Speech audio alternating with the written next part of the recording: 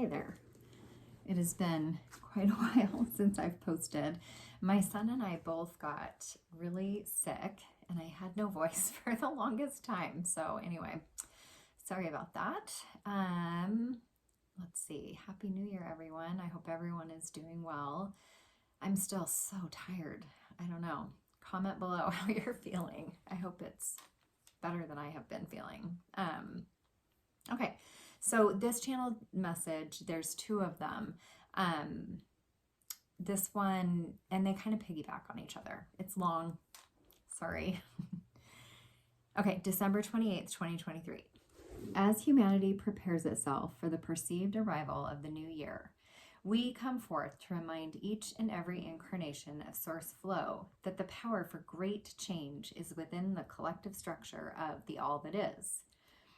Our channel has rested from offering messages as we have been preparing her for the vast shifts on the horizon. And yet, we remind you that it is only ever this very now moment that exists. You prepare for a future that is not only uncertain, but non-existent. You make excuses to us for your own limitations, and they're really talking to me, and desire for us to understand. We say we do understand. And for that reason alone is enough to choose faith over fear, to choose release over holding on. This box in which you are soon to discover, to realize, is facing combustion and destruction, yet not because it is wrong or bad. It is simply that the collective of all that is has outgrown this box. This structure in which you find yourselves simply cannot continue to be so, for it cannot stop the inevitable expansion of source energy. There is nothing to fear, and yet you claim we cannot understand your fear from our perspective. And we will put this back to you, dear ones. You cannot understand our perspective from your fear. We cannot and will not join you in your fear, for that is a contraction that simply cannot be so. A contraction is a method for birthing a new life. Absolutely. This is a birthing of a new life and is not unlike childbirth. It is painful. It is messy. It can be scary. And yet she will tell you, those of you who have not experienced the vast joy and simultaneous pain of childbirth, you cannot feel anything but elation the moment you are focused upon the new life that rests in your hands. Your heart opens to what is love. This one promises she would give birth again and again and again, just to realize the tremendous ability she and each one of you holds within, the tremendous capacity to love. The previous 9 years have been, for this one, not unlike 9 months of pregnancy. She has known something exciting is on her horizon. It is growing and expanding to a point where it has no option but to be birthed into reality. For just as a woman's body cannot hold another life forever, this collective body simply cannot hold a life within itself forever. It must manifest. It must be birthed. And so we will share some secrets to the birthing process that may be of service, should you choose to employ them. Yes, it can be painful, but it does not require to be unbearable. What is it that allowed this one and so many others to birth more than one child? It was not the process of the birth that this one reveled. No. Yes, she enjoyed the anticipation, the not knowing of who she would become via the knowing of the life she held within. It was the excitement of holding this life she felt within for 9 months, the smelling of her babies, the softness of their skin, the sweetness of a new soul. She knew her babies were not of this world from the very beginning. She knew the moment her firstborn son reached for her face, and he was only minutes old. She knew God was flowing through his tiny little body. His birth was not easy, for she was entirely unprepared. I'm always outing myself. She argues with us, and we remind her to allow. She was unprepared. She did not do the pre-tour and had no idea where to go, so she and her husband wandered the hospital parking lot. She wasn't ready to give birth to this new life in spite of knowing the exact date of his arrival. And he did arrive on the very date he was projected to arrive. And yet, nothing could have prepared her for this arrival. Through this experience, she learned With her next child, she prepared. She read helpful books, and she recommends Christiane Northrup's book, Women's Bodies, Women's Wisdom. Really good book, ladies, if you haven't read it. She read other books to help with sleep training and the other things she struggled with the first time around. Of course, she was still afraid to a certain extent, but she had a toolbox to access in case it was required. Her next son arrived a few days early. She was empowered with her preparation and ready for his arrival. His birth was not one where she sat back awaiting instruction from anyone. No, she was in charge of how this one would go down. She wasn't arrogant either. Rather, prepared and in tune with her body, her wisdom. His birth was far more enjoyable, and just as the outcome of any birth for this one would be received, when she held this new life, she found her capacity to love only expanded exponentially. This new life brought her new life.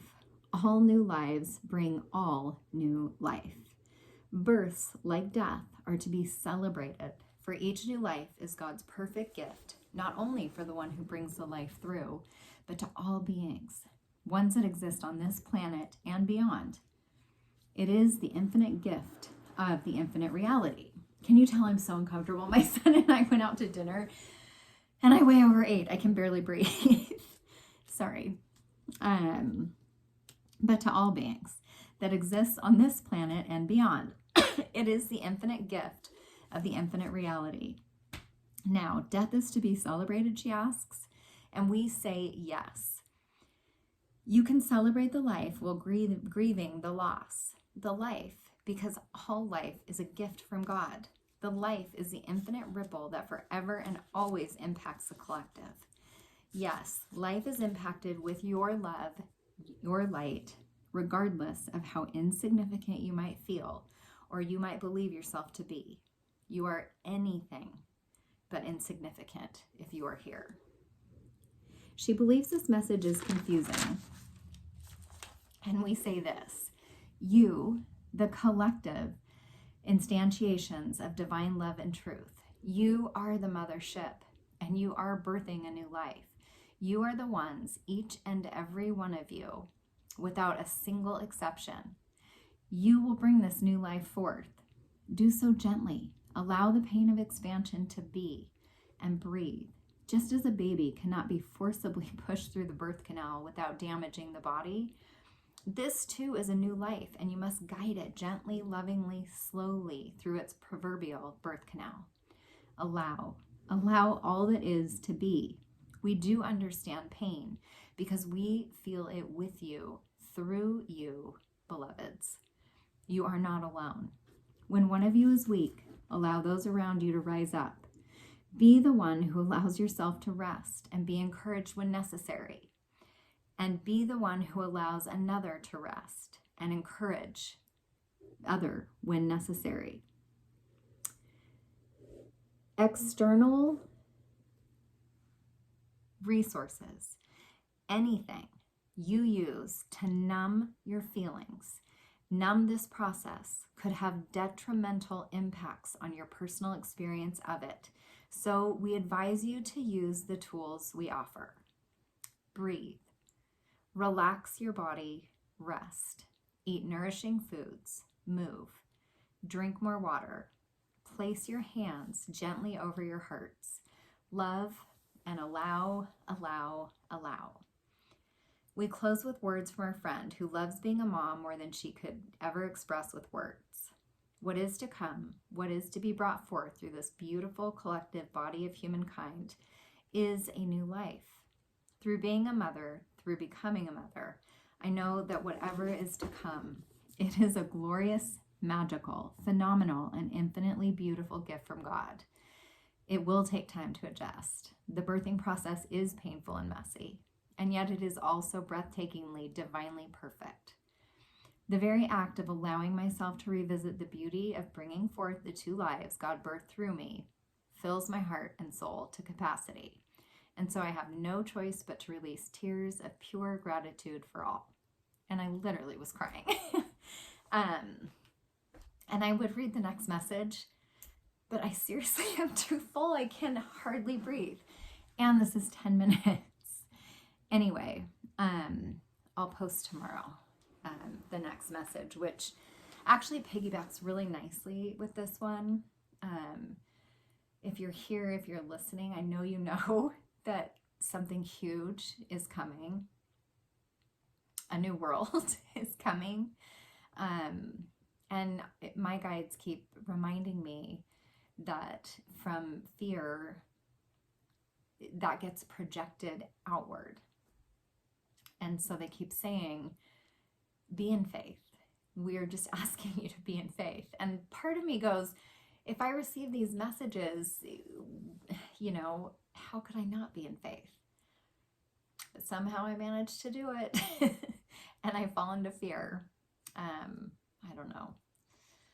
Anyway, I hope all of you are doing well. I hope that the new year has treated you well so far. And I'll look forward to connecting in the future. Thanks.